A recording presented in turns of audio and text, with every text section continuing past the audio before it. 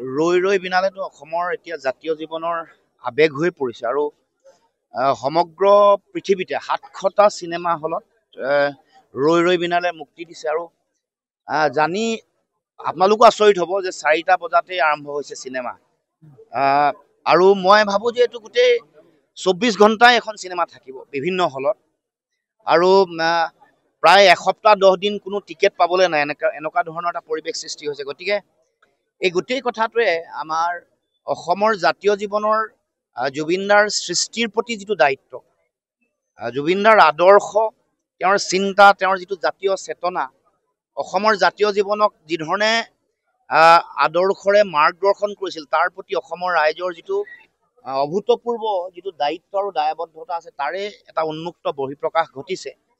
আৰু ৰৈ ৰৈ বিনালে যিটো চিনেমাখনৰ যি নাম তাৰ লগে লগে প্ৰকৃতিয়েও এতিয়া ৰৈ ৰৈ বিনাইছে। চাব এতিয়া বৰষুণো আজি দিনটোতে বৰষুণ দিছে, গতিকে আকাশেও ৰৈ ৰৈ বিনাইছে, প্ৰকৃতিও বিনাইছে। গতিকে এই যিটো জুবিন গাৰ্গৰ মহাপ্ৰয়াণ অসমৰ সমাজ আৰু জাতীয় জীৱনৰ পৰা, এইটোৱে অসমৰ সমাজ আৰু জাতীয় জীৱনক বহু কথা কৈ থৈ গৈছে। সমন্বয়ৰ এটা শক্তিশালী বাৰ্তা দিছে, মানুহৰ মাজত একতা, ভাতৃত্ববোধ, সাম্প্ৰদায়িকতাহীন এখন সমাজ, এইবোৰৰ কথা কৈছে, মানৱীয় প্ৰমূল্যৰ কথা কৈছে। আৰু ৰৈ ৰৈ বিনালে চোৱাৰ পাছত মানুহে আৰু যিবোৰ আদৰ্শ তাৰ গভীৰতালৈ সোমাব পাৰিব।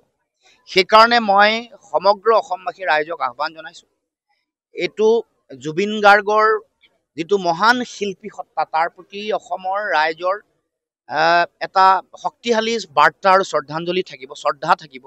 কাৰণ তেওঁ কৰি থৈ যোৱা সৃষ্টিসমূহ অসমৰ জাতীয় জীৱনত অনন্তকাললৈ থাকিব। কিন্তু এইটো তেওঁ নিজে কৰি থৈ যোৱা শেষটো যিটো কাম, বোলছবিৰ শেষ কামটো যাতে সকলোৱে আহি ইয়াৰ লগত চিনেমাখনৰ চিন্তাৰ লগত, আদৰ্শৰ লগত একাত্ম যাতে সকলো হয়, সেইকাৰণে মই সকলোকে আহ্বান জনাইছোঁ, বোলছবি গৃহলৈ আহক দলে বলে আৰু জুবিনদাৰ আদৰ্শক, তেওঁৰ সৃষ্টিশীলতাক, অসমৰ প্ৰতি কৰি যোৱা কামক সকলোৱে শ্ৰদ্ধা সন্মান জনাওক।